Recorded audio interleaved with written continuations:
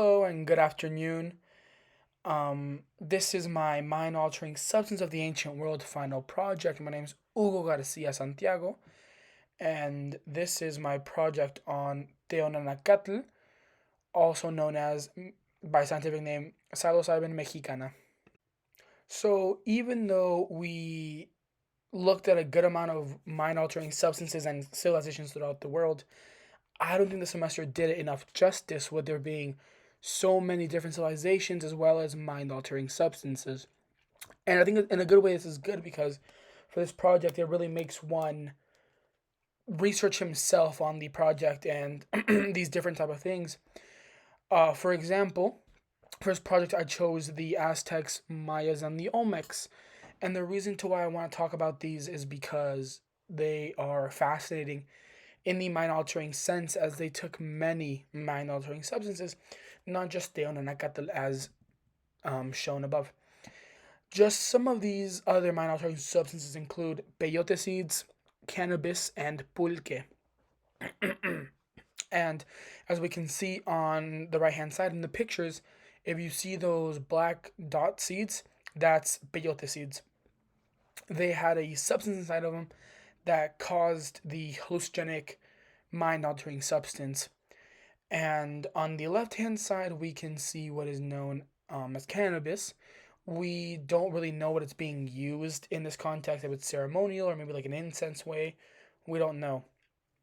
And then right under it, we have what's known as pulque. It is an alcoholic beverage made of fermented agave that the Aztecs drank in ceremonial times as well as just regular times. It was a preferred beverage.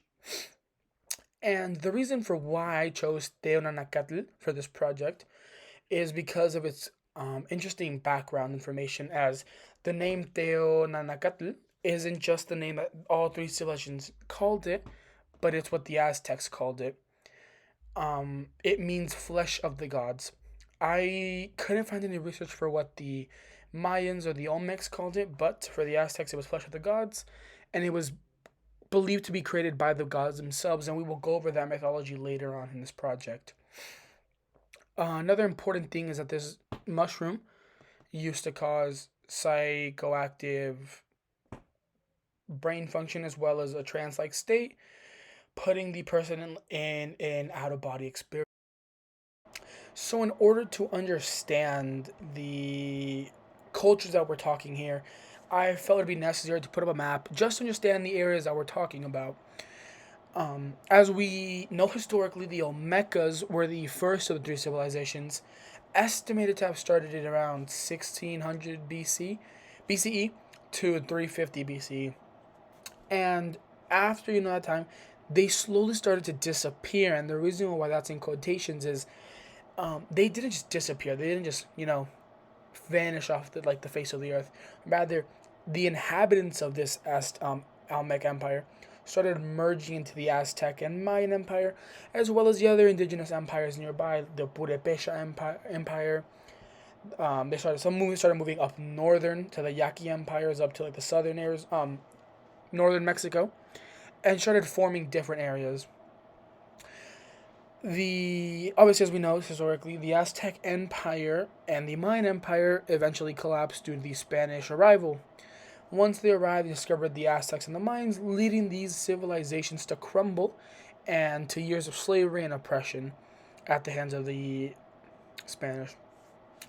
And as you can see here, the red part of the map is the Aztec, while the purple part is the Mayan Empire. And in the middle of those, we see the green outline on the orange, which is the Olmecs. One important thing to note here, just a side fact, is that the capital Tenochtitlan is important for this, and not for the Teonanacatl, but in the pulque sense, as at the capital, pulque was really well known for being drunk commonly. And after the Spanish colonialism and everything, after the independence war of Mexico, Tenochtitlan is where what is today Mexico City. And pulque, the alcoholic beverage, is still drank very regularly over there. Just a side piece from my own personal experience, it's really sour smelling and it's very pungent smelling. family that enjoys it. And whenever I go, I don't recommend you being by it just if you have like a upset stomach or like a sensitive stomach, upset nose, because it's very pungent. But it's just interesting to see that all these historic things that we think are so ancient and old are in reality still very much used to this day and seen commonly. So now that we have the basics out of the way, we're moving on to the first phase of the project, which is the secondary source usage as evidence for the usage of Teonanacatl. And just some more background information before we get into the actual quotes as the secondary sources are just more background information. Are the Aztecs were also able to learn how to use these psychedelic mushrooms in coordination with other mind altering substances in order to make them more effective and to have a stronger mind altering experience, per se.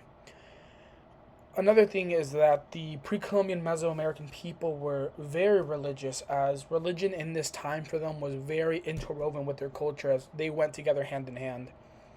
Much of the understanding of of their religion from the early Americas come from the Spanish conquistadors, Spanish priests, Spanish explorers that came and colonized. And within these findings, we see many writings of ritualistic usage of these minor substances, especially Teonanacatl. Especially, we also see it in medicinal use with the native Mexican people. And just many of these ancient Mesoamerican civilizations during the early exploration period in Mesoamerica.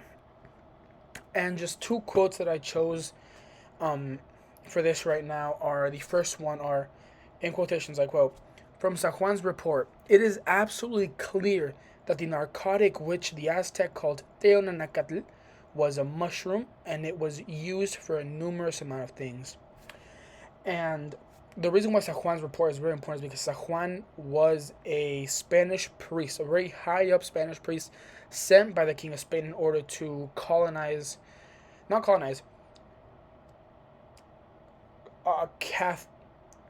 just bringing Catholicism to the New World and to make these natives Catholic in a way. And the reason why he's so important is many of his writings, even though he was sent to colonize, the people, he later ended up kind of advocating for better treatment of the indigenous people. So that's interesting. And the other quote I chose was in 1636, Francisco Hernandez de Toledo, physician to the King of Spain, wrote a guide for missionaries to the New World in which he described the various mushrooms that were eaten by the natives, including some species that caused a kind of madness, in quotations, bringing before all the eyes all kinds of things such as wars and the likeness of demons. The reason why this other quote is important because obviously Francisco Hernandez seems to be an important person if he was the physician to the King of Spain, and also because he was an account for the, in quotation, madness that the mushroom would put the native, like the state of mind in. And like it says, bringing before all the eyes all kinds of things such as wars and likeness of demons, meaning that this mushroom did have an effect on the natives. The question is, could he have written it so harshly, using demons and madness? As you know, maybe he was just, not used to seeing this type of thing, and he just wanted to portray him like in a bad light, because this was them colonizing the natives at the end of the day. We are now on to the secondary source continued for the usage of Teonanacatl in these times. And this is the third secondary source, the last one, and also just some more background information. For example, even though the Aztecs did use the Teonanacatl as a mind-altering substance, it was the Olmecs and the Mayans who were able to use it mixed with buffalo toad skin, and this led to a better high, in quotations, as the buffalo toad skin would have toxins in its skin that when consumed, it would cause a hallucinogenic state of mind. And the way they would do this is they would typically boil the skin and inhale the fumes, or just boil it and make like a venom soup out of it and eat the mushrooms while drinking like the venom stew that would cause the high state of mind. This was later used in shamanistic ways for rituals to speak to gods, fight off evil spirits, and divination. The mushroom is taken and it puts the consumer into a semi-conscious state of mind, and various texts were backing up saying that 15 mushrooms were usually taken to reach this high of dose. This high of dose. But later on, smaller doses were accounted for as they started mixing it with other mind-altering substances. For example, going back to the other ones, peyote and pulque. And another quote that I use, the last one for this secondary source, is research suggests that outside of regular use by citizens during festivals and times of celebration, these hallucinogenic plants were predominantly used by officials, including priests and nobility. They would also be shared with visiting dignitaries as a form of welcome. Priests traditionally used the plants to engage in religious activities, including divination, prophecy, healing, and dream interpretations. So this quote goes back to the reasons to why they were used, and it backs up the claim of divination, prophecies, healing. But dream interpretations was also a new one that interested me, as well as to why they were just given as gifts to others. For example, it's like diplomats for different countries meeting, and instead of, like a nice welcome basket or like gifts from your region, you just give them weed, acid tabs. It's interesting to think that these were gifts back then for like others, It was interesting to research that, as well as also using the toad skin venom to get high. So now we get to the second phase, and personally my favorite phase, the ancient primary sources, and these were not easy to find. But starting off, we have what's known as the Magliabechiano Codex. Many believe this codex was written around 1524 and 1529 by an Aztec priest, but this was later found and stolen by the Spanish and taken to Europe, where an Italian man bought it and kept it. His name was Antonio de Marco Magliabechiano, which is why it's named the Magliabechiano Codex. This codex now resides in Italy in a museum, along with other collected books by this man, as when he died, this was his death wish, is to make a library in honor of his books. And the reason why many of these upcoming codexes and pictures don't have any real author names and specific times is because we don't know exactly when they were written or who by they were written. As many, we don't even know the real name. Magliabechiano Codex was just a name given by the Europeans, as the Aztecs and others probably had different names for them, but that's just how it is. But although the story of the Codex is unclear and how it came about and who took it and who did what, there are many gray areas in its story. But one thing is clear, and that this is some of the best evidence for the Aztecs consuming Teonanacatl. The Magliabechiano Codex is important as its primarily reason to why it was written is because it's a religious document where it shows various Aztec deities, indigenous religious rites, costumes, and cosmological beliefs are depicted in these codex pages. And this page specifically, what we see is an Aztec citizen, just regular, probably by the way of his dressing, consuming the Teonanacatl mushroom. And the reason why we know is because right next to him on the left, we have the mushrooms. On the right side of him, we have what is, I believe, to be Mictlantecuhtli, the god of death for the Aztecs, the god of the underworld. And on the top left, in all red with the shield, we have Huitzilopochtli, god of war. And next to him on his left, on his right side, we have what I think might be Tezcatlipoca, which many sources had different reasons to what he was a god of. Some were saying agriculture and farming, which I could see because it looks like he's holding some type of pot with a plant. Long story short, it still depicts the Aztec citizen taking the mushrooms, and what is believed to be happening here is he's entering a trance-like state when people believe that they could talk and communicate to their gods and see them and use them to tell prophecies and other such not. But this is some of the best evidence for the Aztec usage of Teonanacatl. So for the second primary source, we have an Olmec iconography file. And the Olmec iconography files are also important for understanding the religious and spiritual beliefs of the Olmec people. Many of the symbols used in these drawings were connected and associated with some powerful supernatural being, such as a god or someone higher up. And they were used in rituals and ceremonies to communicate with these entities, as well as in a way of storytelling. The Olmec people don't have much record that we know of. They were, for all we know, is that they were the first indigenous people in Mexico, and they disappeared by the time the Spanish arrived because they became part of the Aztec and Mayan Empire, as well as other smaller indigenous groups. Um, they also didn't have a written language, is that's what it lacked, unlike the Aztec and Mayan Empire.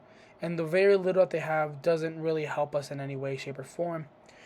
They had more of hieroglyphic drawings, which is what we can get at. And that's what makes their files so important, is that they need to be studied more thoroughly, as with Aztec drawings and everything, we still have many of those, as well as some Mayans, but people today still speak Nahuatl, which is the Aztec language, and Mayan, the Mayan language, and they can translate what some files say or what is being done, as this is just their people's stuff, that they still exist. The Olmec descendants are in a blurry line, but they use these hieroglyphic-like paintings to communicate. And this is an example taken from one of their temples. It's not just some random house. It's a temple, meaning it's more important. And what researchers think that this depicts is two gods, with one having the Teonanacatl mushroom in their hand, but what is being done is unknown. Many speculate that this could be the creation of the mushroom, as Teonanacatl, in Aztec, of course, Nahuatl, means flesh of the gods. People don't really know what this means for the Olmecs. They had similar name with a similar meaning, exactly, or they just, had some different name to it that meant God in some way. But this mushroom was important if they're depicting it with a god holding it. Like I said, people don't really know exactly what is going on, but maybe this could be telling a story of how the gods created the mushroom according to their mythology. And what's interesting, if we see more of the picture, is on the right hand, like top to middle side, there is just a bunch of little doodles, but if we start taking more attention to that, they have no written language, and that drawings did mean more to them. Could this mean something else that we just really cannot decipher? It's small things like this in the Olmec iconography files that really did make it more interesting, as there was no meaning of what was going on. There was guessing to historians guess that this is what they were doing, but there's no, hey, this is what was found, this is what they wrote, and this is what it means. The third and final of the primary ancient sources is the Paris Codex. And we will go over why it's called the Paris Codex. But the Paris Codex is a pre-Columbian Mesoamerican manuscript that is believed to have been created by the Mayan civilization of ancient Mexico and Guatemala, and what's now known as Belize. It is a religious and a historical document that contains sets of pictorial and glyphic images arranged in a codex form like the Magliabechiano Codex. The manuscript, of course, is named Paris after the city of Paris, France, where it is currently being held in the Bibliothèque Nationale de France.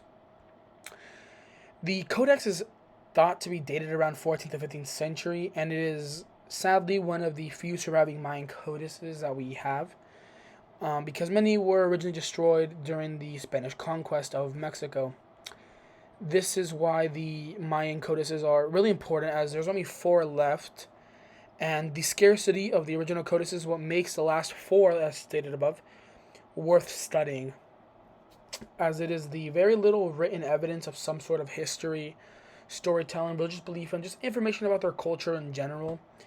And the last 4 codices, of course, one's in Paris, France, and the other 3 are also in Europe, but I do not recall the names off the top of my head, but they are all named after the cities in Europe in which they reside. As it was known, Mayans were avid lovers of cacao and chocolate as they created the chocolate bar, and were also the creators of hot chocolate. Obviously, it was different in this time. It also included spices and not milk, but in a way, it was the original hot chocolate. And they were also the first to experiment on how to make this, in quotations, better.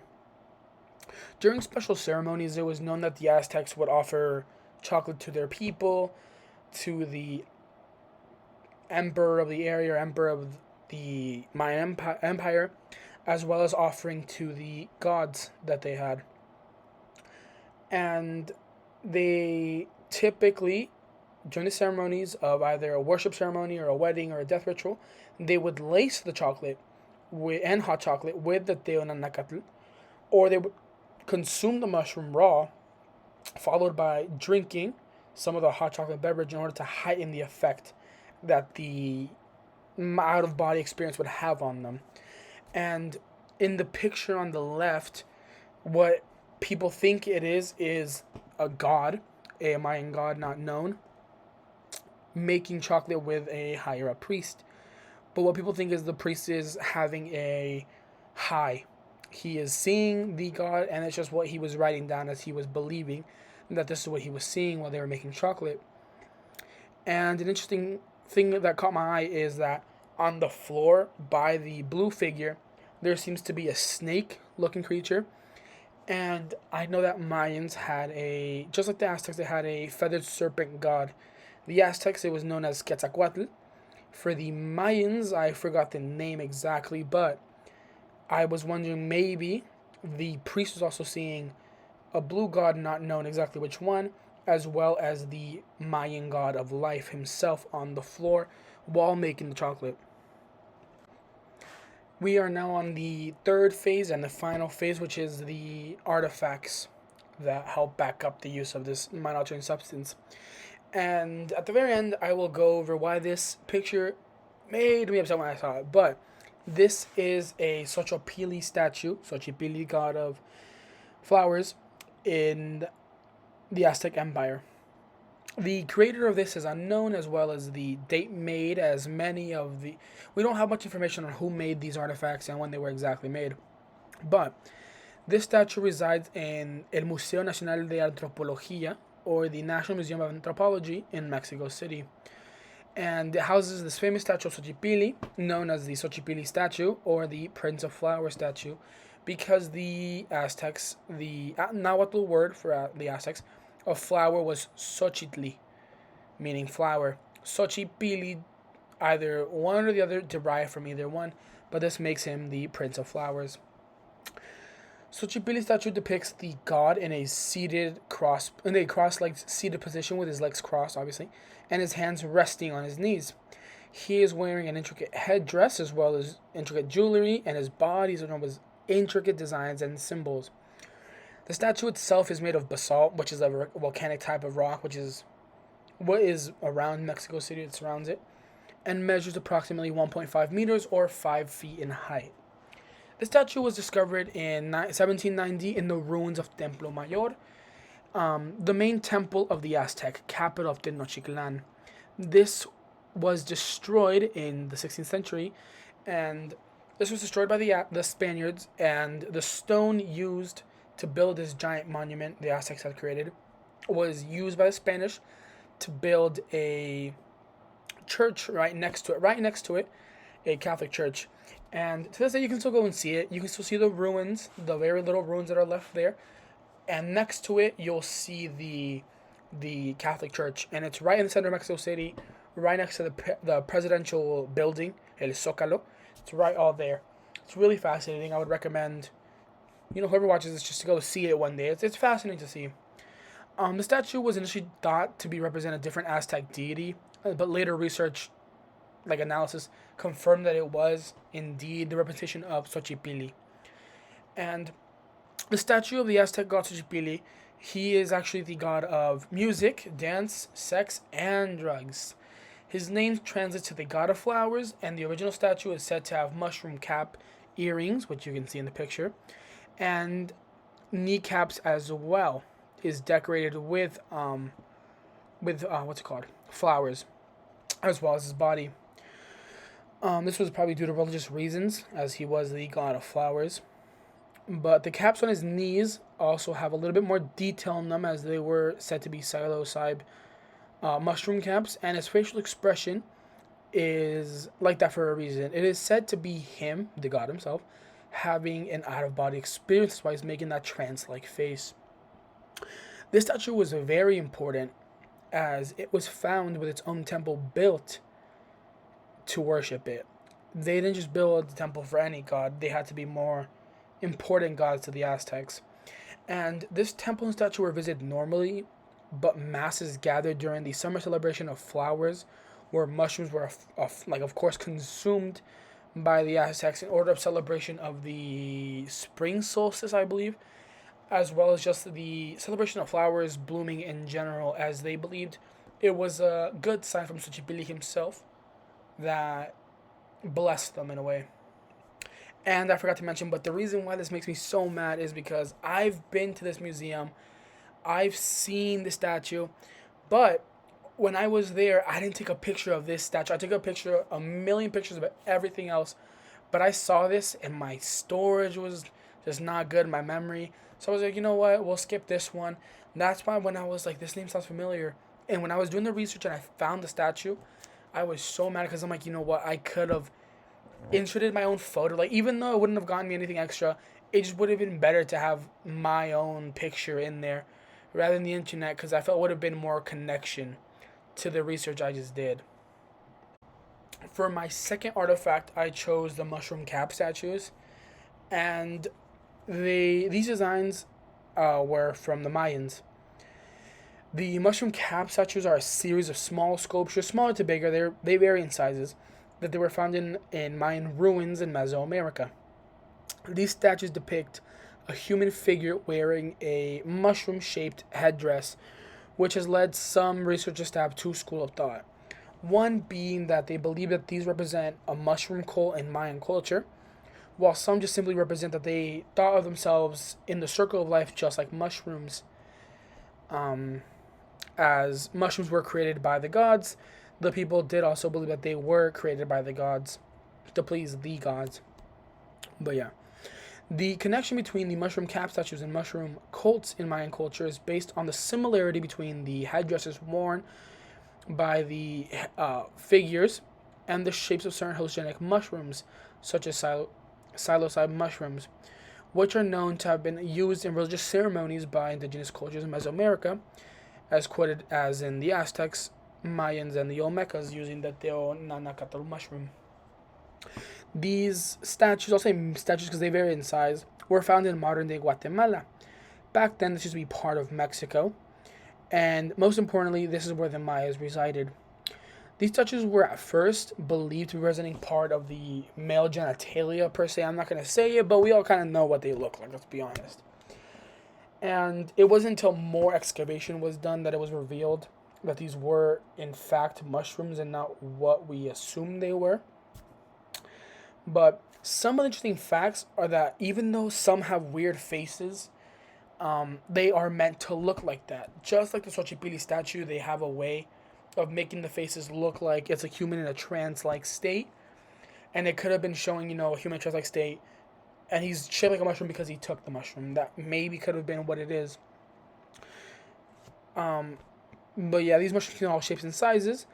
And what caught my eye about this photo is in the left side, the middle row, it looks to be, I think, like a crocodile-looking face on the mushroom. I couldn't find any specifics to why that looks like that, or if it was a crocodile. But it was just something interesting that caught my eye out of the image. So my third and final artifact is Xochipili cave art. This was part of the Olmec, part of the artifact project. But the Xochipili cave is a prehistoric cave located in the Mexican state of Guerrero, which is right next to Veracruz and Tabasco, which is where the Olmecs resided. This cave is famous for its ancient rock paintings, obviously. There are a large amount of them, is what this research was telling me. And They are believed to be around 7,000 years old and among some of the oldest cave paintings in Mexico. This cave art in the Oxotlan is notable for its intricate details and its use of color. The paintings also provide an important insight into the beliefs and practices of the prehistoric people who created them, more notably the priests, but as well as their artistic and cultural traditions. As you can see in the picture, it's very traditional. Aztec and Olmec art kind of have a similar distinction to it, which makes sense with the fusion of cultures. But there is a difference between the Mayan drawings and the Aztec and Olmec drawings, where very noticeable. But overall, they both have their different styles and patterns. But this image, although doesn't depict the taking of the Teonanacatl mushroom, this painting was found in a cave in Xochipili, but this cave is said to be where the Olmec high priest would go and take the mushroom and other psychedelics in order to produce a vision, which is scary if you think about it, because these priests would just sit in the dark, take mind substance, just sit there and paint and say, "Yes, I'm seeing things." That creeped me out. But this is one of the paintings found in the cave, and the researchers believed this to be an image of what is one of a high priest or higher up was seeing during one of his psychedelic trips. Others claim it could be a drawing of some sort of the Olmec deity that a priest believed to be communications with. So it's either or. People have mixed feelings if it's, maybe it's what the priest was seeing during his trip, or if it's just, what one was seeing during his trip. But either way, it's interesting to see and think about what they were doing in caves alone, taking drugs, but it's none of my business. It led to some cool history being shared with us. And unfortunately, while I was doing more research about these caves, they are closed off right now to the public due to restoration projects. Um, I don't know when they are said to be open. I do know that the Mexican cultural project people have been trying to open more of these prehistoric exhibitions for the normal people to see in order to learn more history. But like I said, it was closed last time I checked, and there's been no update from this cave or the caves around surrounding it. And that wraps up my project on the use of Teonanacatl or Salsa Mexicana in the Aztec, Olmec, and the Mayan culture. I hope whoever watches enjoyed it. I hope I didn't bore you. I hope you learned a couple of things. It was a really good project. Actually, I did enjoy doing the research and understanding why it was used, who used it, what used it. I will say finding the primary sources and the artifacts was a little hard, but I finished it overall. I felt pretty good. So I hope whoever's watching enjoyed it. Hope you have a good rest of your day, night, whatever, what time you're watching. And I hope you have a great summer. Thank you so much for watching my project.